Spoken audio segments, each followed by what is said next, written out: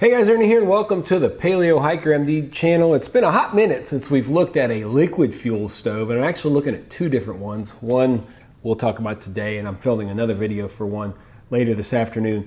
These are stoves that were sent to me by a subscriber to check out, which is pretty cool. Always happy to do that. Kind of hard to let them go, but I'll do that in this case for you guys. Now what I think is cool about this particular liquid fuel stove is that not only does it run on like white gas, but it also will run off of standard isobutane canister. That's a pretty cool deal. So let's check out this stove from BRS. It's the BRS-8 model liquid fuel stove, multi-fuel stove, really. Thanks for watching, guys. Let's check it out.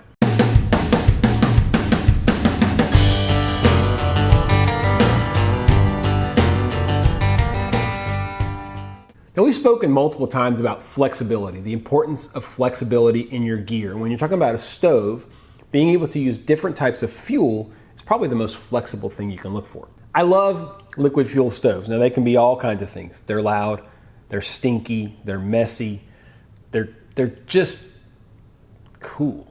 Like I said, I received this stove in the mail with another stove, and I was intrigued right away because the connection valve looks a lot like a standard isobutane valve, and I thought this was a liquid fuel stove. Well, it turns out that it also came with a fuel bottle, and the connection looked like it would work. And I thought, I have never seen, now maybe I'm just the only one out there, but I had not seen, and I've seen a lot of stoves, I had not seen a stove with kind of a standard looking isobutane connection on the valve that also hooked straight up to a liquid fuel bottle. Pretty cool. I think it's pretty convenient. The question is it any good? So let's take a look at this stove and then we'll boil some water. So here we are with the BRS Huaye outdoor multi-fuel stove. I don't know how to say it, but it's a pretty cool stove. This was sent to me used, so not even all the parts are here. I'll show you guys that here in a second. Dimensions closed like this are 3.6 by 3.6 open, which is just basically popping these out. If it'll go, oh wait, gotta do that first, there we go. Popping these out like that. Open like this is 7.6 by 3.6. Weight with an empty fuel bottle is 17.6 ounces, so over a pound. Power is a very impressive 15,350 BTU or 4,500 watts. Fuel options, you can use isobutane. That's right, just a regular isobutane canister. You can see right here, it looks like a regular isobutane connection. You can also use white gas, gasoline, diesel. Made in China, cost on Amazon is $69.99. You can get it on AliExpress with free shipping for $54 if you're just willing to wait a little while for it. As far as the details itself, it has a preheat tube, as you can see, which is nice. The bottle is kind of banged up, but it's pretty much your standard bottle.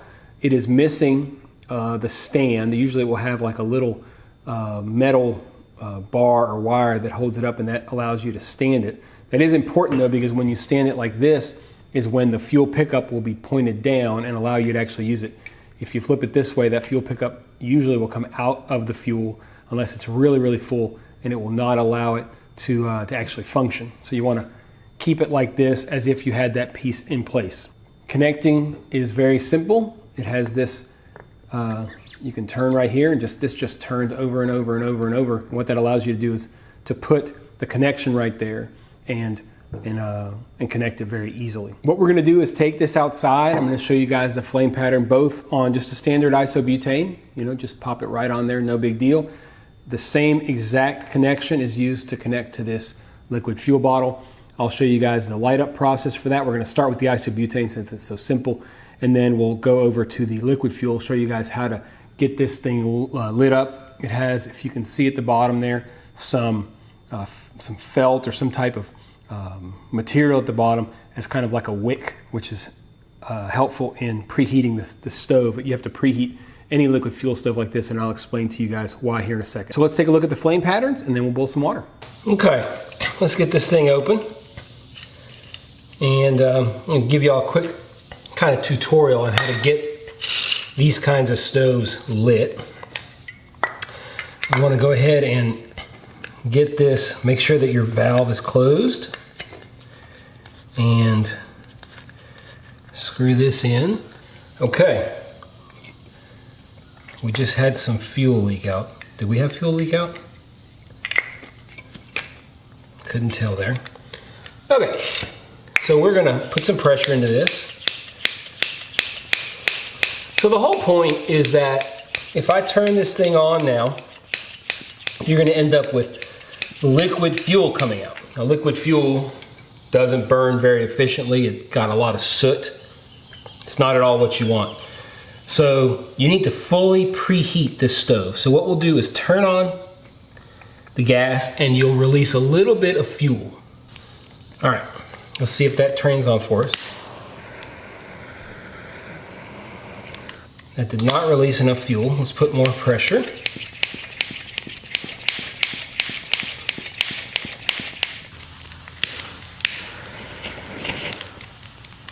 Kind of crazy.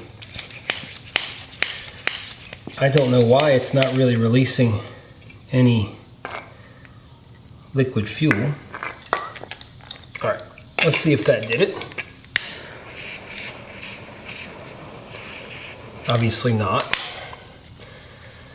Oh, this is annoying. All right, that was a lot of fuel. Okay, that was a lot of fuel. We're about to get a little flame ball. There we go. That's what you want. But I'll tell you, I think this stove is going to take off really well because it's already trying to burn gas, which is crazy. I'm going to turn it on because it's just on top there, but it's still going to burn a lot of gas, a lot of liquid. There it goes.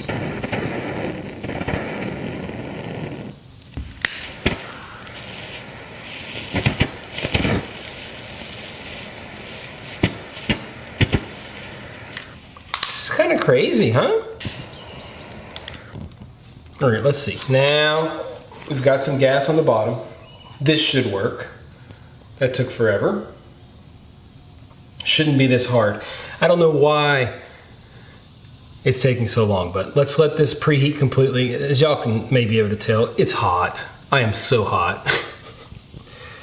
All right, now we're starting to get some serious action here. I think there was some fuel at the bottom that I never lit very well. And I think that's what we're finally getting here. I'm just gonna let this tape run. You guys can watch it. You can fast forward if you want. But it's gonna start going out here. I can probably turn it on now. Let's see. It seems to have leaked a little bit of gas. I need to be really careful here.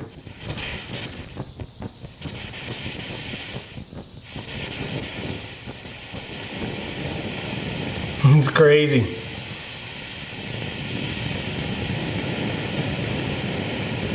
So what it's doing now is it's basically burning on the gas, but it's still burning off all of the white gas that was collected in that cup at the bottom. So just have to be patient now. Okay, flame's almost out. It should crank up nice now.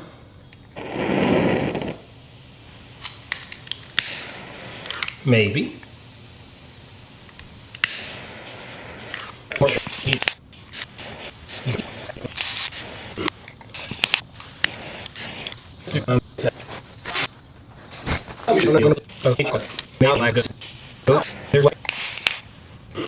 I don't have this the wrong way.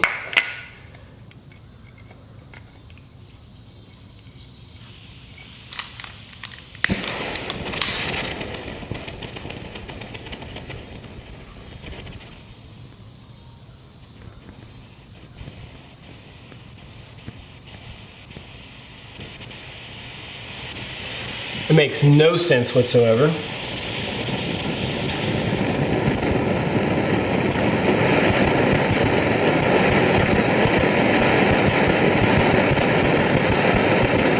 Woo! I hope you don't suffer from epilepsy. So I'll explain to you what happened.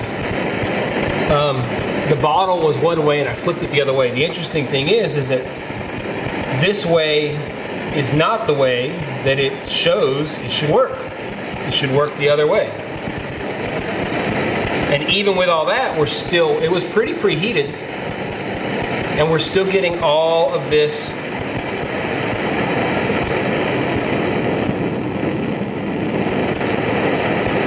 spitting of liquid fuel. I'm going to put some air in, we'll probably get some more spitting.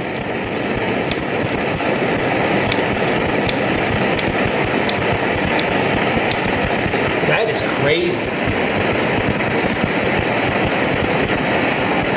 But I do think it's good enough, if we can sneak this in here, I think it's good enough to do a boil test. It should finish heating up. So let's put our probe in here.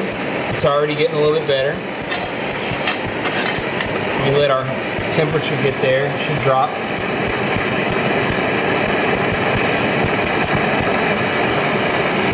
Yep, close to 60 degrees. Let's put this on. Turn this on. I'm going to give it a little bit of air. Open it up all the way, almost. Give it some air. And let's see how long it takes. I'm not holding my breath. I don't think it's going to be that good.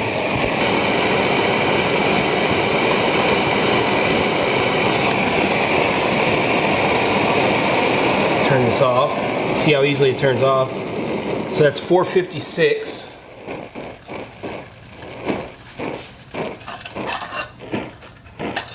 I don't understand why it's just not correct. But anyway, it worked. It's sputtering to a halt here. 4 minutes, 56 seconds, 2 cups to a boil. All right, so just to show you guys, pull off the little green thing.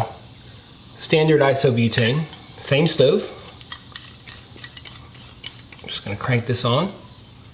Okay, we're gonna do another 2-cup boil test. We'll put this right here. Oh, almost out of battery, hang on. Okay, now, where were we? We have battery. So, just isobutane. Got this really tight.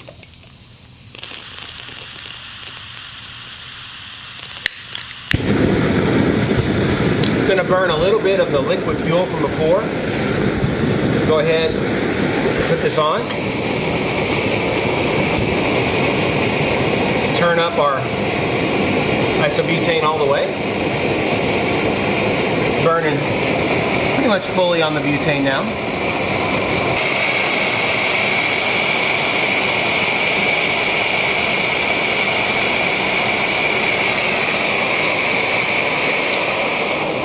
So 4 minutes, 33 seconds. It's a pretty slow boil time. Now, that said, the water was pretty cold to start, so 4 minutes, 33 seconds. So very similar results, 4 minutes, 33 seconds for boiling with the liquid gas or the white gas, and 4 minutes, 56 seconds when using the isobutane canister. And that was a pretty good look at this stove using these 2 types of fuel. Now, you can also use regular gasoline, unleaded gasoline. You can use diesel. I'm not a huge fan of using gasoline. I don't like bombs, so I tend to use the white gas. As with all stoves we look at, we're going to look at the pros and the cons. We'll start with the pros. It is fuel flexible, as we talked about, can use all types of gas. To review, you can use an isobutane canister, or you can use liquid fuel like white gas, kerosene, diesel, and unleaded gasoline. For what you get, it's pretty lightweight. It has a preheat tube, which helps it function more efficiently in the cold. It's really easy to use, and the price is pretty reasonable at about 70 bucks. As far as cons go, the valve can be very hard to open. It's just a tiny little valve, so it can be hard to open. When you get these really narrow, skinny valve stems, they're hard. Once you get it really tight and you're trying to turn the thing off, trying to open it back up is hard, and you saw that even whenever I tried to open it with the isobutane.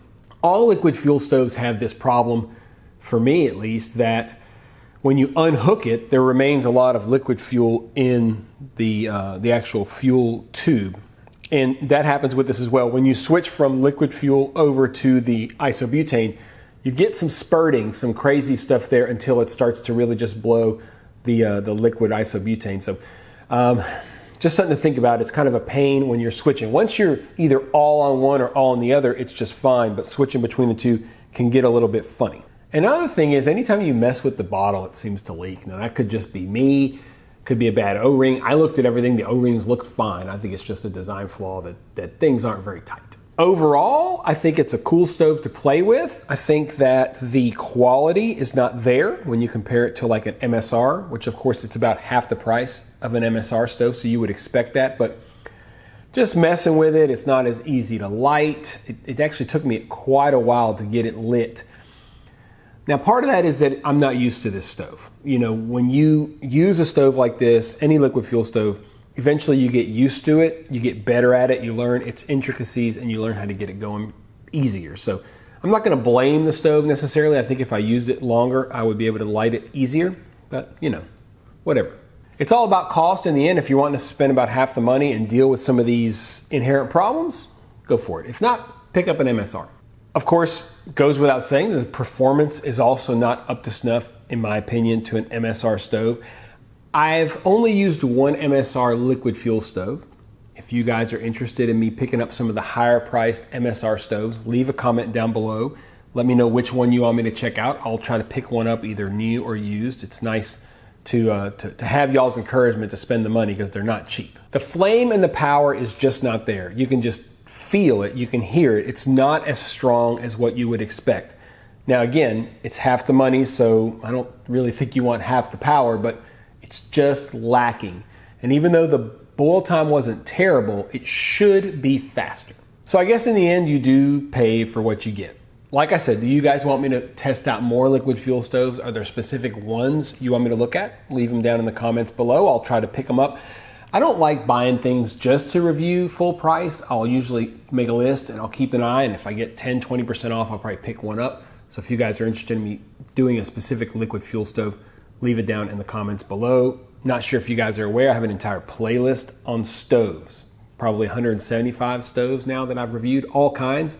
Standard isobutane, upright canister, remote canister, alcohol stoves, liquid fuel stoves, solid fuel stoves, whatever. I got them all. Go check them out. I want to thank the subscriber who sent this in. He knows who he is. He didn't want to be mentioned on the video, but he knows who he is. It is fine souls like that that keep you guys checking out new products all the time. Do me a big favor, guys. If you're not subscribed to the channel, take a moment, hit that subscription button. I know a lot of you guys who watch these videos are not subscribed. I don't ask for any money. I don't ask for Patreon. I don't ask for any of that. I just ask for a mouse click. So hit that subscribe button. Really helps the channel. If you like the video, hit the thumbs up down below. If you want to make sure you don't miss any videos, hit the notification bell as well. I love these liquid fuel stoves. I think they're fun. I was a little disappointed in this one. As I said, I have another one coming up, which I've messed with a little bit, and we'll just say that we might be even more disappointed with that one. As always, guys, appreciate you checking out the Paleo Hiker MD channel. Stay tuned for more videos soon.